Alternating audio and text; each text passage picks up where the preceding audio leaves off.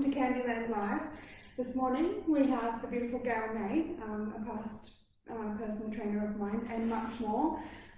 We have Gail here to share some of the victories, some of the things that she's learnt along the way, and to give us some insight into what it's like to overcome barriers in the wellness mindset arena. So, welcome. Thank you. Great to be here.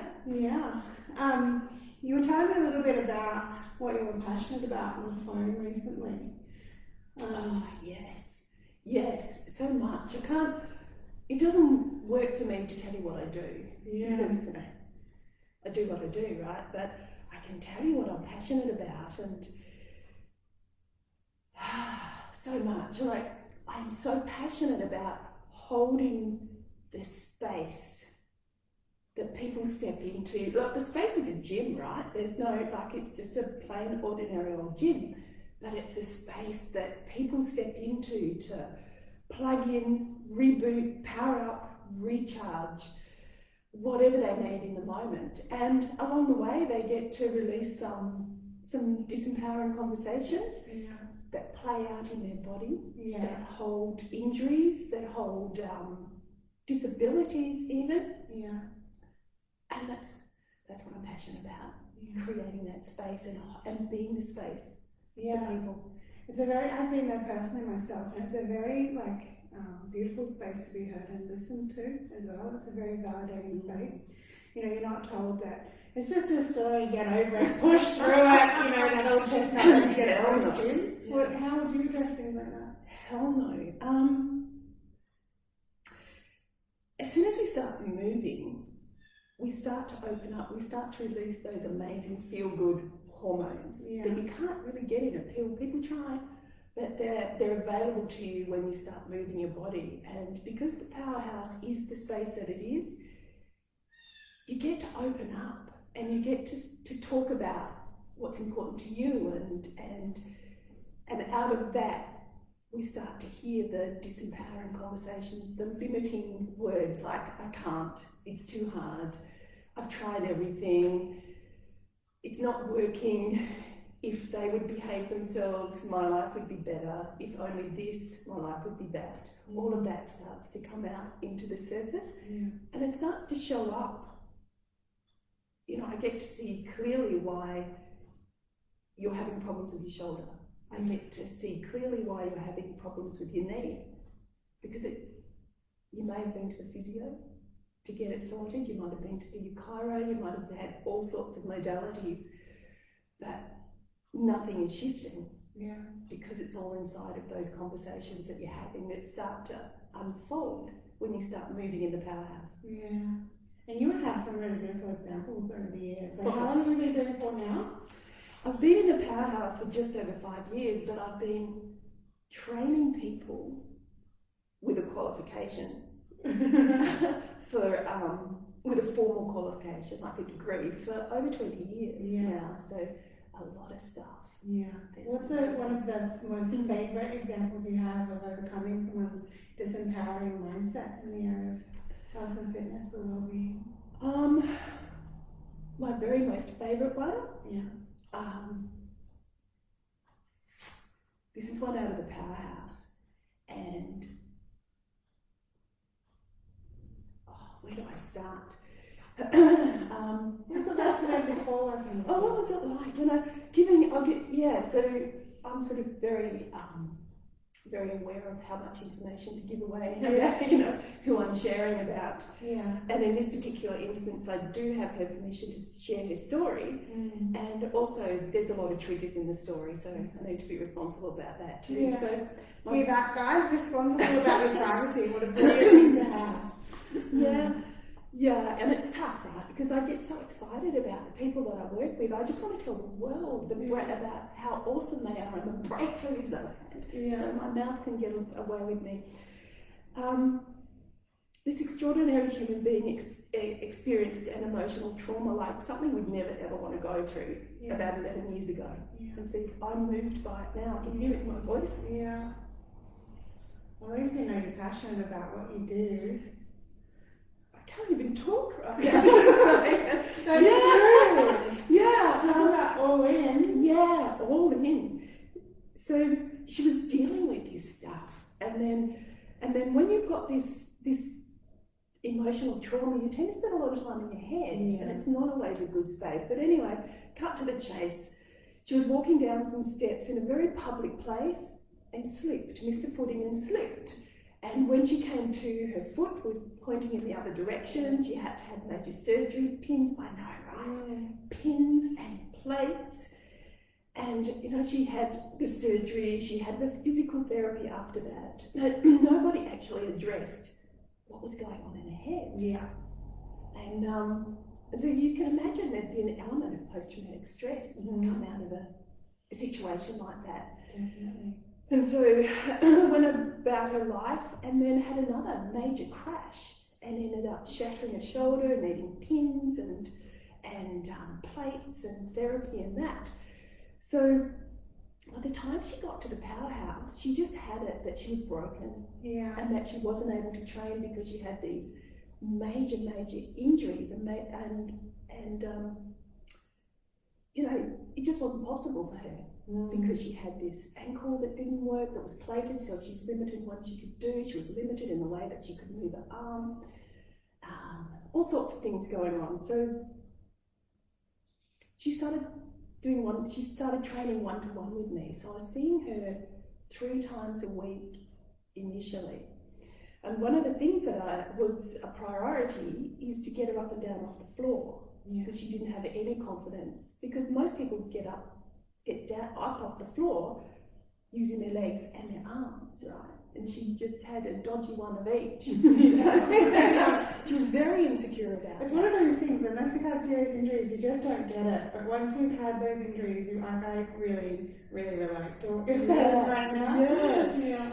Yeah, so, you know, I just ticked all the rehab boxes, right? Just ticking all the boxes. And one of the things that happened is I'd set up a small step. She's got stairs in her home.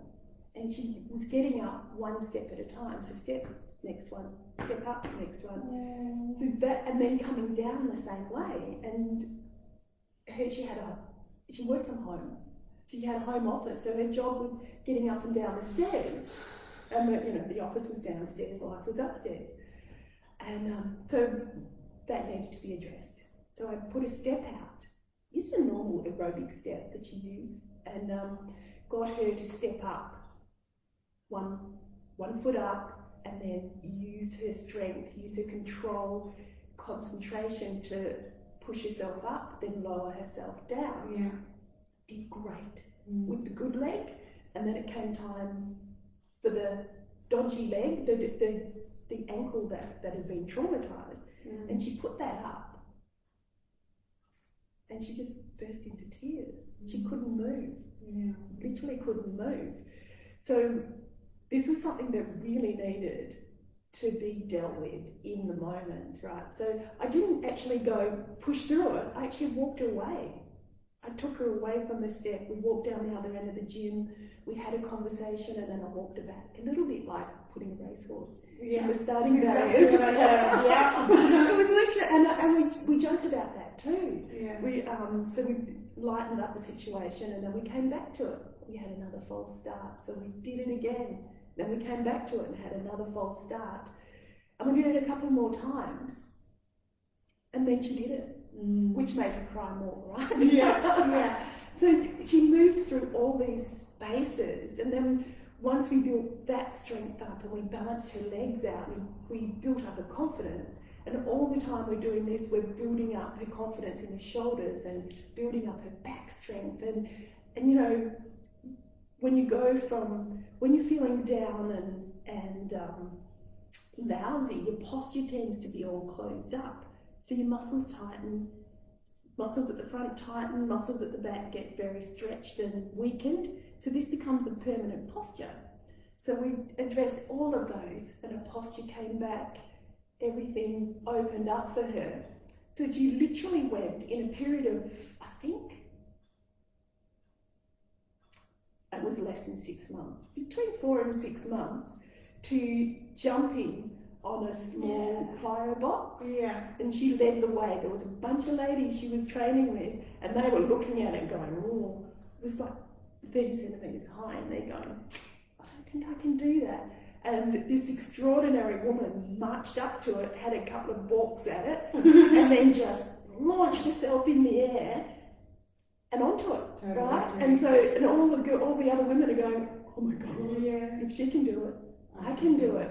And then from there, she progressed to the 45 centimetre. Now, to be responsible about that, that's not something that I'd get her to do on a regular basis, because she does have pins and plates in her leg. Yeah. There will be weak spots. But what we did was we strengthened her up, and then we challenged. We challenged her point of view about stuff, and she just took it all head on. Yeah. And her whole experience of herself, she just came alive. And when she jumped on that box for the first time, she came alive. Yeah. Right? And then she was telling us how she was bouncing up her stairs and down her stairs, and life became so much easier. Yeah, it was just extraordinary. One of my most favourite moments was watching her jump on that box. Yeah, it's all worth it when those moments happen. Yes, and the impact it had on the other women in the group. My mad and menopausal group, there was 4 or 5 other women there. Yeah, and watching this extraordinary woman go through those spaces just pulled them along with her. Yeah, so good. Yeah. I wonder what, for me personally, I've had a serious fall downstairs. And when it first happens, there is a part of you that thinks that you're permanently broken. Yeah. And there is a part of you that dies with that. Yes. And then I remember when I saw a physio for mine, it was like this whole, I can play with my kids again. And that would be her version of dancing, and there's a part of you that thinks you can't be yourself. So you would be really giving people themselves back in those ways. It's really beautiful. Have you got any other magical stories for us? I do. Which one would you like?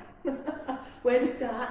One of the conversations that pops up for people about making time for exercise, actually training,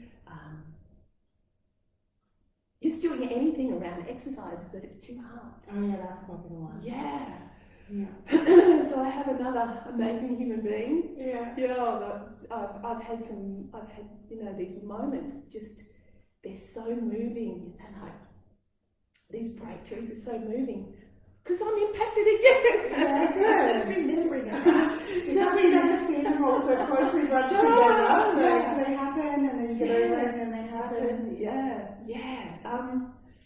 So we've organised for her to come in. She was an actual member. I don't have many members at the powerhouse, but she was a special member. VIP. The VIP. Yeah. And I was creating a program for her. So she was coming in, got into the gym. I put her on the bike to warm her up, and I'm just sitting there talking to her while she's warming up. And she's been a member for at least 12 months, and this was not her first program, right? So we've been working on her strength and conditioning. Not so much on her conversations, because she was a member, right? I didn't see her all the time. But she's sitting there, and her legs are turning over, and she's going, it's so hard to get here. I said, but you're here. And she went, oh, and it's so hard. It was just so hard, but it's so hard. I said, and you're here. Yeah. And the conversation went along those lines for a bit. And it was, one of the things that she found hard was getting up and down off the floor. And she was quite envious, maybe a little bit envious, but probably a little bit more in awe, given her perceived incapacity for getting up and down off the floor, and compared to the ease that I got up, because I'm quite a bit older than her. And it's funny, that perception, I think. Self-limiting. No, I gave it to her. She gave it to herself. She gave it to herself, yeah. So, anyway, we're talking through these conversations, and I had the conversation with her that we make things hard. We make the simplest of things complex. So then we have an excuse to say, well, I tried, but it was too hard. And she had a bit to say about that. And by this time, she's off the bike and she's doing her snow angels, one of my favourite warm-up exercises. I still do them today. Great. So she's on her back on a foam roller flat on her back doing their snow angels, and one of the things that she really found hard was getting off the roller with any grace and dignity and standing up and moving on her back. Yeah, I wish I had the space to demonstrate it, because what she used to do was exhausting just to watch, like roll off, scramble, find a piece of equipment to stand up on. And instead of happening in the moment, it would take, 10, 15 seconds of hard physical labour to get on the floor. Yeah. It's like, are you ready yet? Ready yet? And anyway, so she's having these conversations in her head. I can see it clicking over in her head about making simple things complex. She was resisting it. And she was in her head thinking about it. And I said, okay, let's get into your program. She simply sat up on the foam roller and stood up. And as she stood up, she looked at me, and then she looked at the roller, and she said, "Did you see that?" And burst into tears. Burst into tears. And from that moment on, like there was a switch just flipped on for her, and everything became like, oh, what I say goes. Yeah, like, my body can do this, and my body can do it well. Oh, yes. And I'm using the right muscles. Everything just switched for her. So we bounced along, and she was skipping. And when I say skipping, I don't mean figuratively. I mean literally skipping from one point to the next. And it's just, I love my job. Yeah. I love it. Yeah. I remember, this is a real deja vu for me in a way, because I remember jumping on the bike thinking I was warming up, but now I'm starting to see that this is the way you get information out of people, so that you can transform them, which I'm grateful for. Yeah. But I'm going, that's how she does it.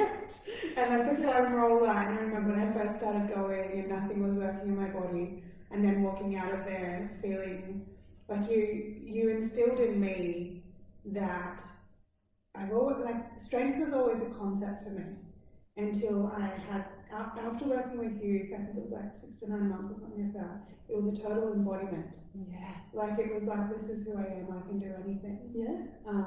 So I'm getting all of the flashbacks when you're talking about the rollers and the bikes and things. It's hilarious. Yes, there is a method in my madness, I promise. What are some other things that you serve people with, do you think? Do you just strictly work with women, or? No, I have some men. Yeah. And I love working with men. They're not my niche client, right? Yeah. And they belong in a powerhouse. Yeah. And I have some really, really cool moments with them. Like one young bloke, he was a bouncer studying at university, bouncing to getting a double degree in a smart kid is where I'm going with this conversation, engineering and commerce double degree. And anyway, beautiful young man in his late 20s, and he just could not shift the weight. And I was watching him, he was always running around the complex, where the gym is, and then he'd come in and he'd work hard, and you could always tell he'd been in because there would be a puddle of sweat everywhere, round. Do you mean physical weight or emotional weight, or probably physical weight? Didn't really deal with the emotional stuff because he was a member of the gym. Yeah. He didn't have the VIP thing. He didn't have the VIP thing, right? So he'd just come in every now and again. He'd ask for some advice or something that I didn't know what I could say to him anyway because I didn't really know him. Yeah. And anyway, so this particular time he's gone, Gail, I've tried everything. Do you have any advice for me? And I went, yeah, I do. I've been watching this. It's my list. I said, stop it. Stop it. You're working too freaking hard. And he resisted that. He said, what do you mean? What do you mean I'm doing everything? Calories in versus calories out. I'm ticking all the boxes. And I said, are you losing weight? And he said, no. Yeah. If anything, he was gaining it, right? Yeah. So I said, stop it. Just stop it. I want you to change your 10K runs to 5K runs, and I want you to do some sprint intervals. I want you to stop slogging your gut out on the benches and the bike and everything, and I want you to break it down into simple components, targeting muscle groups, every day, different muscle group every day. Keep it short, keep it simple. He went from 120 kilos down to 85. Wow. Yeah, That's huge. look, and he's just beside himself. I didn't offer him any dietary advice. He said, what if I cut out sugar? And I said, that's a good starting point. Start with that. What do you think the mindset was in observing him? What do you think the switch in the head was? Everything was significant. Yeah. Everything was very significant. He had to work really, really hard to get what he wanted. Double degree is the push himself to break his and finding a job that he could do to support himself while he was doing his double degree. Yeah. So he was bouncing at night, getting good wages, right? But he was working all night. And then he was trying to, he was just running himself into the ground. And just not taking care of himself. And can I swear? No, I guess. You're with me. What kind of conversation is that? I know, right? But, and I'm surprised I haven't already. I just told him to lighten the fuck up. Yeah. Because everything is so fucking significant. Yeah. He was giggling like a 9-year-old boy after that. Yeah. And he said, you swore. You swore. Yeah. Because he's like younger than my kids, right? So he's looking at me as a parent figure. Yeah. But not only that, you're super professional in your field as well. Like when you're in the presence of you at the gym, you're super professional. So it would have been like a... Yeah. What? and it worked. It just... Nice pattern interrupt. Yeah. And it just worked for him. And he's like... He's unrecognisable now. He's still working hard, but it's not as difficult. Yeah. It's not as time consuming and it's not as tough. That's good. Have you got any other guys? I think you had some guy that was like really athletic. Oh yes, yes, he was freaking awesome. There she goes. Oh yeah, get it. It was one of the first blokes who trusted me with personal training. Yeah. And we'd set up a time, he paid his money, he was coming in, he was committed to losing weight and getting fit and shaping up and whatever other story he had going on in his head. And been training him for a couple of weeks and he was floppy. He was sloppy and floppy, and like this man. Sorry if you're watching. Yeah. She's got a humour if you like. I wish I could sort of, wish there was a space for me to demonstrate this physically. So, in his business, he was professional, clean cut, smart, intelligent. He was everything, an expert in his field. He was. Put him in his suit and he was smicko. Take him out of the suit, put him in his workout gear and he was like all over the place. And he was a bloke, right? And they tend to take their time in opening up. Yeah. Where women automatically have a connection. How much time have you got? Yeah, exactly. So anyway, he was just did one flop down on the mat too many and I went, no, this has got to stop. Get up, get on the bike, we're going to have a chat. And I'm literally like that with it, right? You're not going to mess with me. This is what we're doing right now. So up they get, they do their stuff. And what is going on with you? And I said, tell me a bit about yourself. And then he started to tell this tale, like he finished high school, he was in this profession, and within 12 months he was the top of his profession, like he was the apprentice of the year, and then he was the rookie of the year in a different profession. So he'd reached the peak of these different careers. Very quickly. Yeah, and then he'd get bored with that and he'd move on. Sounds like somebody I know. Yeah.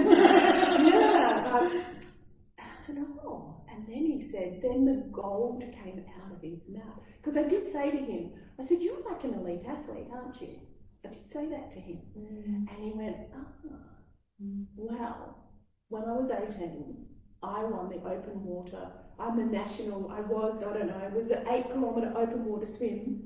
And he won it at the age of 18. And like, this is a world event. Yeah. This man's won it, right? Yeah. Massive. Hard math the whole time. Yeah, you are an elite athlete. And said, you are not being who you know yourself to be. Yeah. Stop it. Yeah. I sound like It's stop weird. it, right? It is weird. It's totally weird. Yeah. Like, anyway, what came out of that, he smartened up his training. He just got connected to who he was as a human being.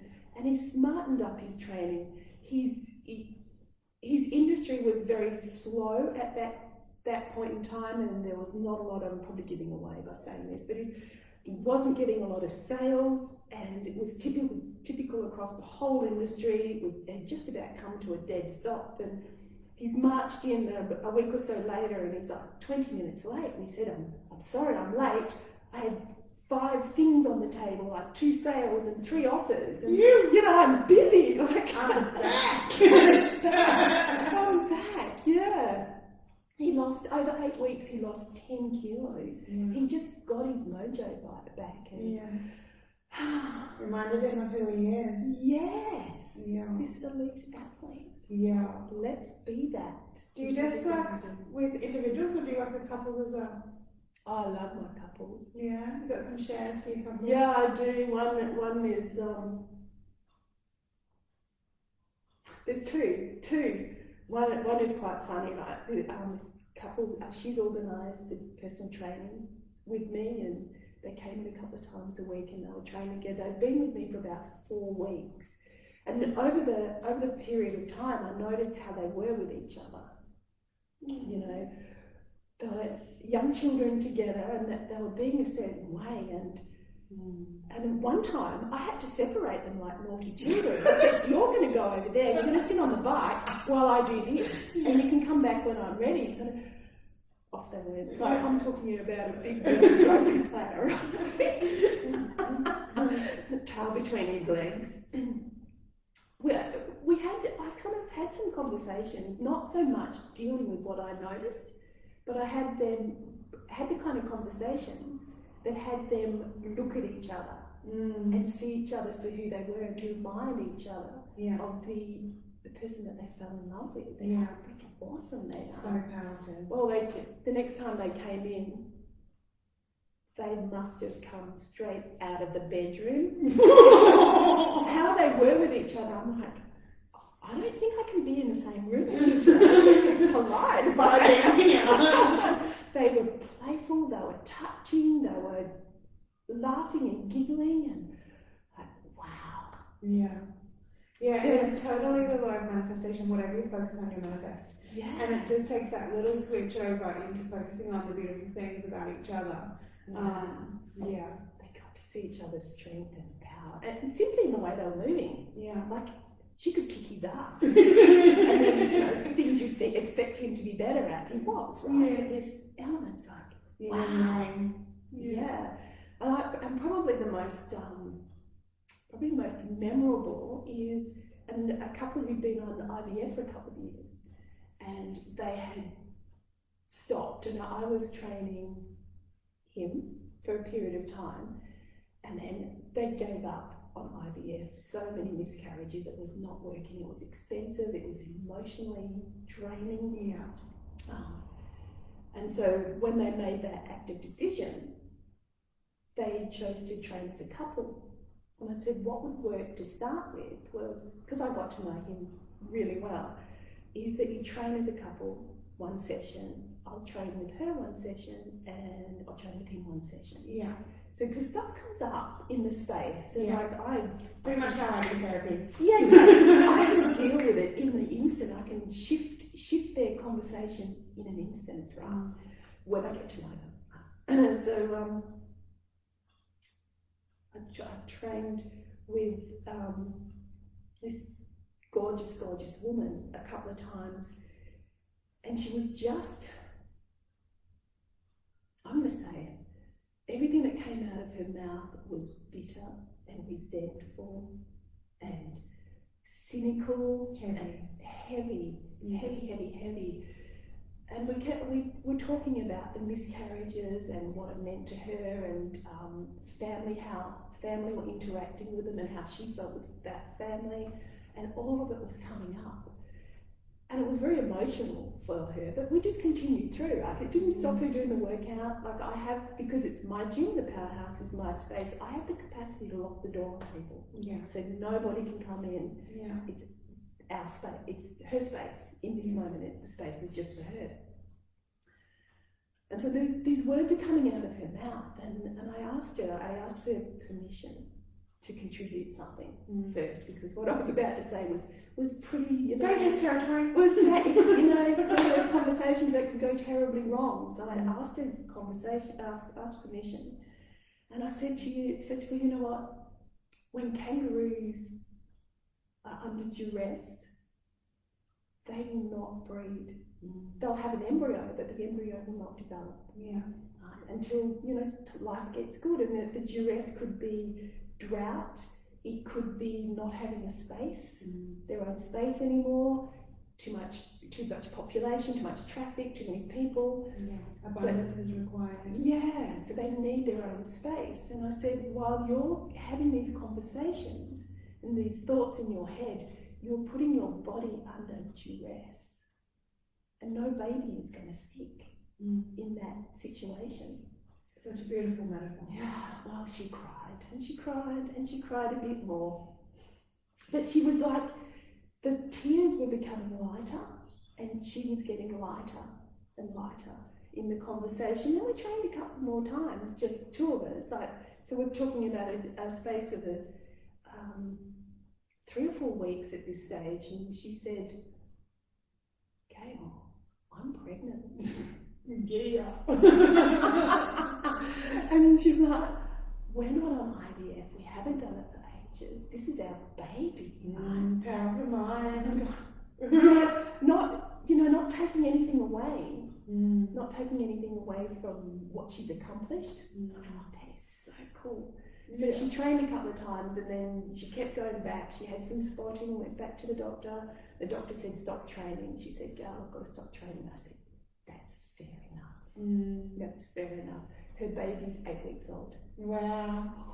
A little bit of your baby in there too, I think. That's a powerhouse baby, right? Yeah. They are over the moon. They are beside themselves. So beautiful. Yeah. I'm sure so many people, like I personally know some people that have gone through IVF, and I've seen how much of a toll it takes on them in every way. Financial, emotional. Yeah. But I really like, if somebody's an NLP student out there, I really love that metaphor. Because as you would already know, it's a metaphor for parasympathetic, sympathetic nervous systems. Yes. But people don't have the patience or the space to listen to those kind of conversations when they're under so much pressure. It doesn't always make sense, either. Yeah. These conversations do not make sense. Yeah, but I think that kangaroo metaphor is so, it's a very vague metaphor, so it can't be taken personally, which I think is really beautiful. So if you know anyone out there, feel free to share Gail's brilliant metaphor. We have powerhouse babies everywhere, it'd be great. Yeah, it just occurred to me that I don't actually talk about what I do, like strength and conditioning, and I haven't even spoken about any of that. It's just a byproduct. I kind of feel like when you step into the powerhouse, it's like we already know you're strong, but something's happening in your head. Yes. And if you get your head flat, the body will follow. It will. Because we're all so capable. We are, and they're not separate people. When people introduce to me or discover that I'm a personal trainer, like I'm not a personal trainer, right? I do personal training, but I'm not a personal trainer. Yeah, I keep getting it wrong. I keep getting in trouble for that. But people relate. People don't know anything else. Yeah. Right? They know what a personal trainer is. Yeah, so for the record, what is your... at the moment, my accreditation is, I've got like 3 degrees and a postgrad, but I've let my accreditation as an exercise physiologist slide, and to get it back, I've got to come up with 500 prac hours, and it's not working out right now. So at the moment, I'm an accredited exercise scientist. Wow, that's a little bit more intense than a PT. Just a little bit. I like this, and I have so much life experience to bring to the game as well, which most PTs can be quite young. Yeah. I was going somewhere with that conversation, so need to have forgotten. I've forgotten. It will come back. Do you have any other? Oh yes, Go. got it. Like people will say, no, I'm in a great space right now, and I don't need to train, I don't need a personal trainer. Nice surface level conversation. Yeah, like they don't, like they'll find out and they'll put me in my place straight away. I do not take this personally. Yeah, I can see the humour on your face. Do not. And they'll say, oh, my head's in a great space, but you know, my shoulder doesn't work, and like I'm having trouble with my back, but you know, my head's in a really great space, and It's the same thing. I don't want to burst their bubble. I let them be in their great space, right? Yeah. And you can't, like, if your head is in a great space, your body is going to be great as well, because it's not separate. Yeah. Your mind and your body is one thing. If your mind moves your body gives you the feedback for your mind to process what comes next. It's all connected, they're not separate. We have a distinction in NLP. It's basically, we call them presuppositions, but they're distinctions. Yeah. And it says that the mind and body form a linked system. Yeah. So it's like almost like puppetry. Yes. Whatever your mind does, the body follows in puppetry. Yeah. And we get confused. We think that the thoughts in our head are our mind, right? Because our head's over here. And we think, because we think that it's a truth. It's our truth. It's my truth. And I think, would you agree that that might be slightly like post-consumeristic, like that disconnect from the body, like, you know, take a pill to fix the body, but don't worry about the mindset, that's something else. Like it's kind of discombobulated us, because early stuff is really everything is one, and you get your head right, your body will follow, vice versa. But there's something that's kind of happened, I don't even know what period it would have been, but I feel like just as a guess, it's like consumeristic. I'll take a pill to make it very different. Very. And we're all looking for that easy fix. Yeah. Always. Yeah. Shortcuts. And as a therapist, seldom have I ever heard somebody say to me, honestly, in its totality, I've taken this pill and it's fixed all of my problems. Like it's usually, it's fixed this, but it's made everything else worse. New problems. And I'll take a tablet for that now, and that will make these problems, and I'll take a tablet for that. Okay, and if I go talk about what's going on in my head, we have it all separate. That reminds me. What do you think about people that have the perhaps misunderstanding that you need to fix your injuries before you train? Oh. It's a bit backwards. It is very backwards. You've got to share for that. And the other thing is that they think that they've got to lose weight before they can train as well. They've got to fix themselves before they're in the right space. I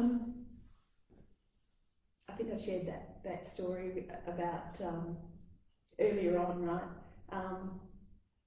Because the woman who fell down the steps and broke her ankle, she wasn't training because she had these injuries. Yeah, so she thought she needed to heal the injuries before she got stronger. But it's the getting stronger that heals the injuries. Yeah, absolutely. Yeah. It's, and when you train, you're prehabbing as well as rehabbing, because everyone who comes into the gym will have an injury of some kind, especially if they've been working at a desk. Yeah. And they end up with all sorts of things going on: neck, shoulders, lower back, hips, knees even. I got told I needed a knee reconstruction, so I just lost weight instead and trained. And now it's like it's better. It's still in progress, but it's like probably 4 or 5 months ago I needed a knee reconstruction. And I walked, it was cooking. Well, that reminds me of one of my first successes with, and this is going back a few years now. I just finished my degree, and I was the oldest gym instructor on the planet. So whenever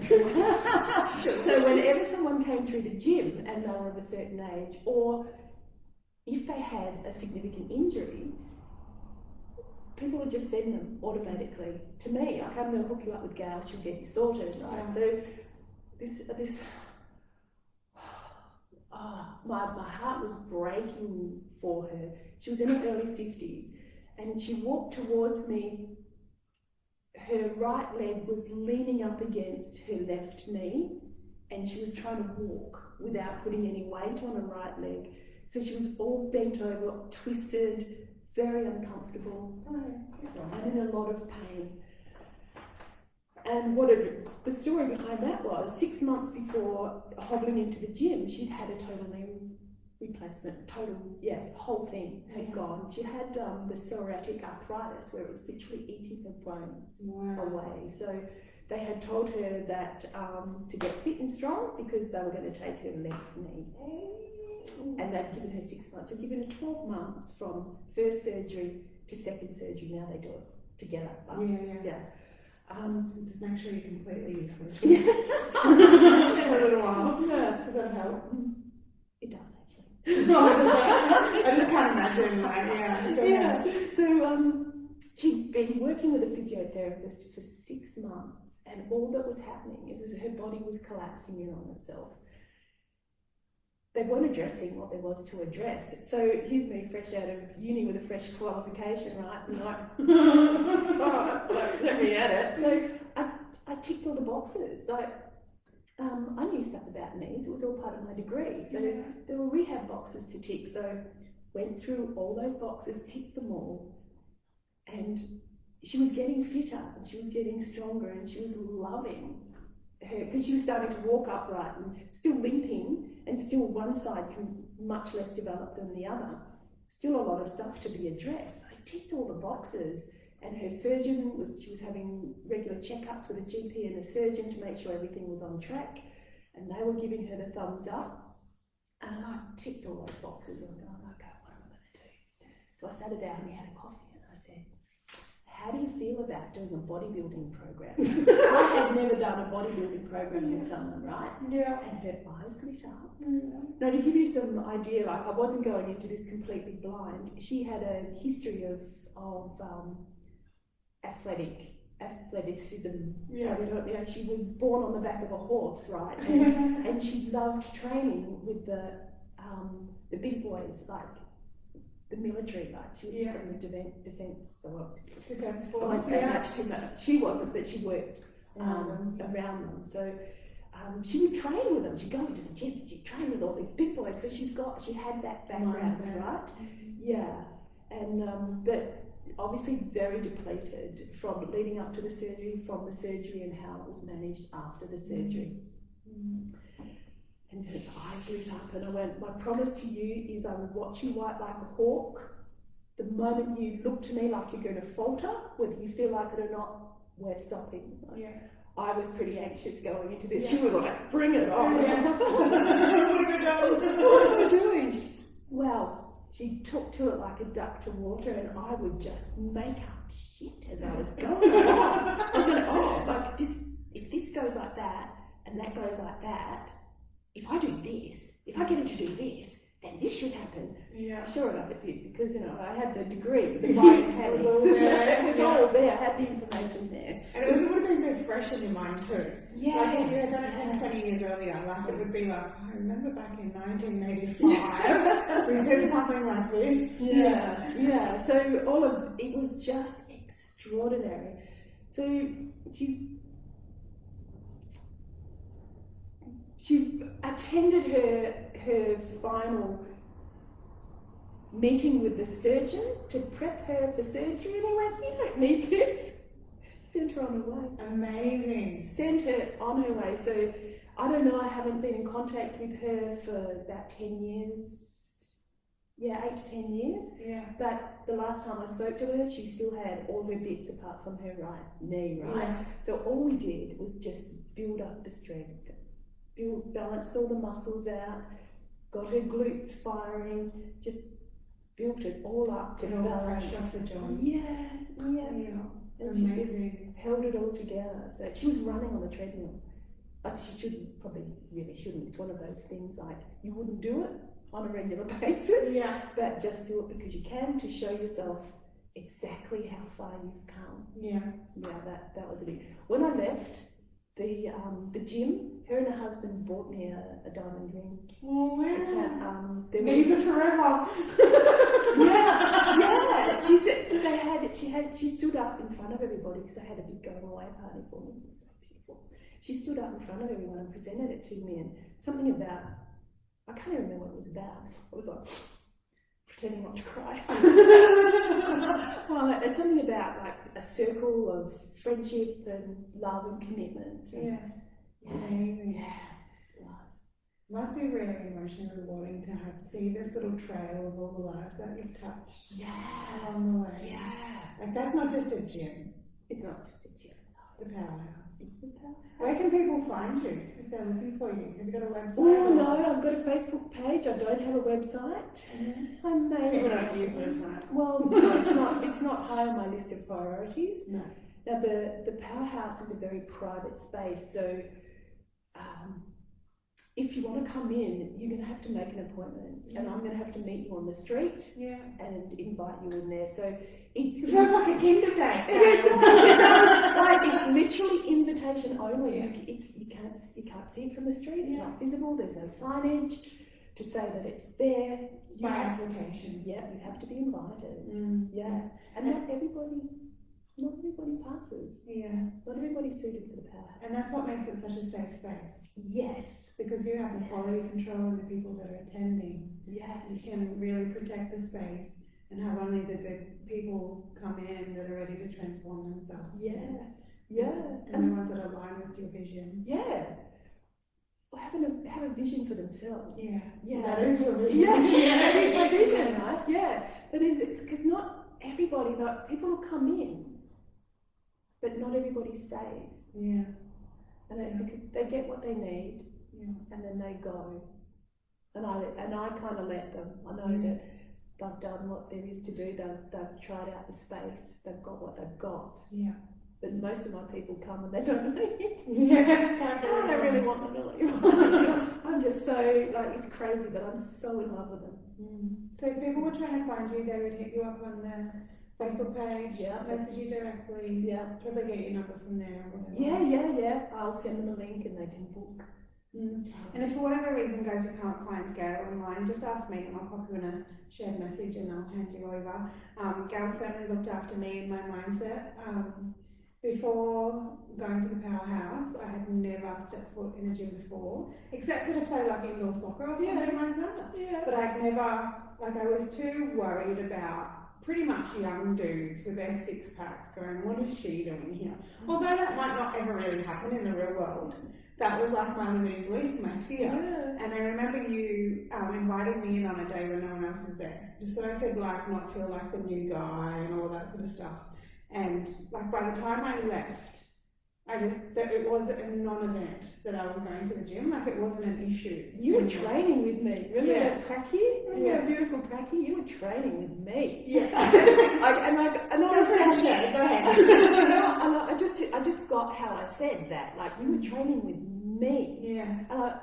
This is who you were training with. When I was working in a gym, we were told to buddy up with other gym instructors, so the members could see us training. So the members could see us training. Nobody would buddy up with me because they had seen me train. I think I train the way I train, right? There's nothing special about it. It's just you for you, Yeah, but apparently I'm badass. I wouldn't have done it the first week, but I'm not very much training with me, with the Pracky, so hell yeah. Yeah. I'd still probably be there today if my son didn't get relocated for school. Yeah. And then I had that big accident and all of that. But yeah, that's when the powerhouse would have been so good. But you were too far away. Yeah. I think it was like an hour and a half drive or something to get there, and I was like, what's the only thing living in Animals had going for me at the time. I should probably say where you're located as well. Joondalup. Yes, I'm in Joondalup. Yeah. Is there anything you want to share with anyone before we go? Bring it. I don't know, but I think I've just said it all. I personally hope you guys have been able to hear for yourself your own limiting beliefs and got access to an outcome. You can probably just utilize at home, just to have value in, if you were, personally going through IVF and then, you've heard the thing about the kangaroo and the giraffe today, or, if you're personally one of those people that are everything's so hard, and just really getting that's, something that you put on yourself. It's a filter that you see through, and it doesn't necessarily have to be there. So I really hope that you guys have got some kind of value out of today. Me too. I'm kind of a little bit desensitized to your awesomeness, so I'm like, oh yeah, that's Gail. But you know, to the ordinary human being. And I think what I didn't get to say as well is now I go to the gym, you know, 3-4 times a week. I do yoga, I do things like that. And for me to walk into a 2-3 story gym down here at Good Life, like there's nothing emotional there for me, like I had at the powerhouse, but like it's a non-event for me to go to the gym now. And I think if it wasn't for you introducing me to that life, then I would still, you know, I would still have a horrendous posture. I would still like be intimidated by even getting a gym membership, let alone walking in the front door. You know, and I think also getting on the bike at your gym, the warm up and the warm down as well. Like I have a road bike now as well, which was never like it was never, none of that was ever going to happen until I met you and I stepped into that space. And obviously, I think Michelle took me there that time, and I was like, actually, I could do this. Like the private energy and the safe space. And I also knew you from personal development as well, so I knew you weren't going to be some like brutal, like, you know, crush it kind of coach, which is great for the people that like that, but that wasn't my thing. So yeah, like I just personally want to acknowledge you and thank you for introducing me to fitness. And you know, like I still am recovering injuries at the moment and still working through things at the moment, but I know that I wouldn't even be trying if it wasn't for the shifts that I had with you. And like, you know, I personally went through like a diagnosis of a genetic mutation recently, and all of the organs in my body are degenerating at a very rapid rate. And old me probably would have just gone, oh well, my body will win eventually, it will deteriorate, whatever. But there's, from working with you and probably a lot of the other things I do with mindset, there was some part of me that just went, if I get fitter, I'll win. You know, if I can, because I was literally had like organ degeneration, needed 2 knee reconstructions, still had Norton's neuroma in my feet, all of this like shoulder stuff from falling off horses and all of these. And I was just this bundle of injuries. And I remember thinking, I remember seeing it all and breaking it down and going, if I can get my weight off my knee will work. If I can get weight off my knee and have my knee work, then I can do activities that will increase my breathing. And like breaking it down, instead of just going, that's a lot, I'm overwhelmed, I'm broken, I give up. 35 years of age, I give up. Or just going, like, knowing the priority list, knowing what to transform first, and also discovering what my head was doing about it as well. So it's really life-altering working with Gail at the Powerhouse. And I personally knew a few of the people that you were talking about today. And I just, one, you were sharing about them, obviously because of privacy, we don't say names and things like that, but I remember having them walk past me or whatever, especially the knee reconstruction lady. I think she was around at a similar time as I was, or she popped in to see you or something. Oh no, that's another one. That's another one. Reducing knee reconstruction. Circles are going to hate you. You're going to lose business. Go ahead, share. How long have we got? So much to share here. That lady had 2 knees done. So she spent 9 months with me building up her strength. And like, we did everything we could. We built her upper body strength up because you're going to need help getting up and down, right? So we kept her legs strong, we kept her heart strong. 74 years old, 75. Yeah, that lady. Right? That lady. Yeah, she was cool. Yeah, so it didn't matter that she was older, right? In fact, it mattered more that she did. Yeah, that she did. She was fierce. She was, and she trusted me implicitly, which is just so beautiful, right? And she could do less and less, like leading up to the surgery. Anyway, she had a double total knee replacements. And when they released her from hospital, they said her recovery, her range of motion and her strength exceeded expectations, right? And then she just bounced back. She had to deal with stuff, right? When she's not at the Powerhouse anymore, she's at a gym closer to home. It's easier and imagine a fresh start at 75 though. There's another one. I'm just go for it.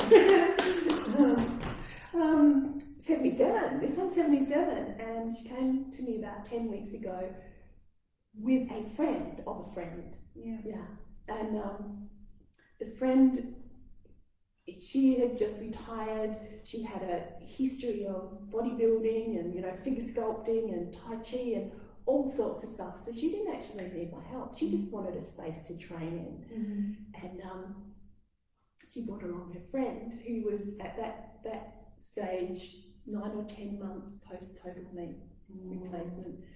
And she walked funny. She's like nothing was working the way it should have. And when I got to the bottom of it, this woman, I mean, I say that with love, right? I feel like when I say woman, I feel like it's very impersonal, but I'm saying it with love, right? And respect for privacy. Yeah, and respect for privacy. Yeah. She's like, she hadn't been in a gym before. She hadn't exercised formally, and she hadn't been taken care of. And I guess age has something to do with it. I mean, I don't like saying that, but You don't agree with that? I definitely don't agree with it.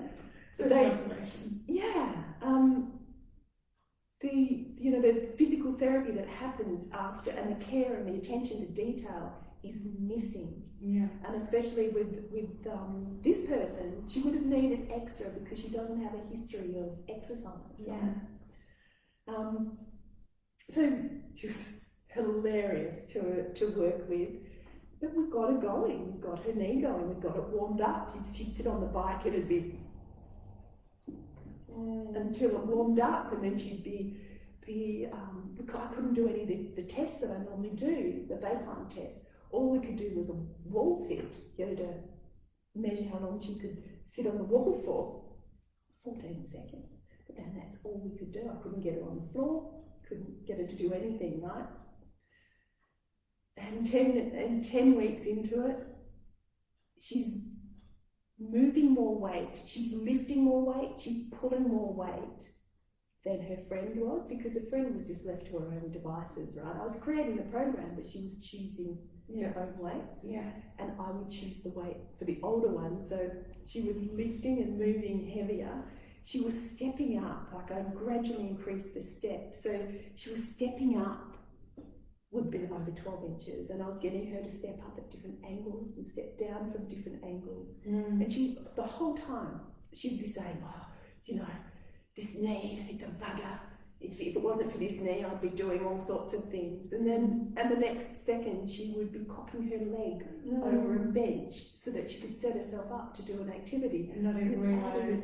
One thing she did acknowledge, though, is that she didn't have to pick up her leg and put it in the car. Yeah. She didn't have to do that anymore. That cleaned up after about 3 weeks. Yeah, she was wow. able to just slide in and unless you've had injuries with your knees, it sounds so simple. Yeah. If I'd ever heard somebody complain about their knees before I had my accident, I would just be like, oh yeah, that's nice, kind of thing. It sets But a now, chain. you have to learn how to walk again. Yeah. Gait, everything is impacted. So she's gone off. Like, the reason why she trained with me for 10 weeks is so that she could step into a group seniors class closer to home. She's going to be back because she's not going to like the way that they treat her. There's nothing senior about this woman. She's a freaking an elite athlete in her own right.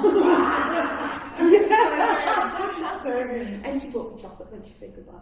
Not just any chocolate, because I'm not a big chocolate fan. Yeah, I was going to say, how did she get away with that? She bought me chocolate, my favourite chocolate. What is that? Come on, tell the people.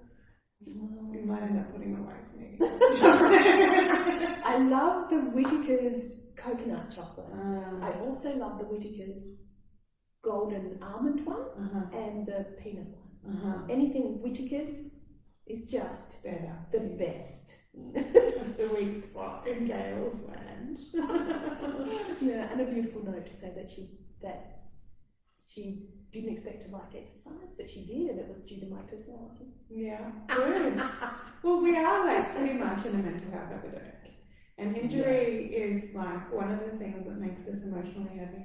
Yeah. And it's like, if that's something that you're dealing with, go and see this lady. Mm. Like, I remember just not being present to my body at all. Yeah. And I'm far from perfect, but Yeah. like just moving and being very present. That's the biggest thing, because if you're not present, like you don't No know one's going to come and save you. No, and you also miss out on how freaking amazing you are, how freaking amazing your body is, and what you can actually accomplish. Yeah. If you're not present, you miss all of that. Yeah.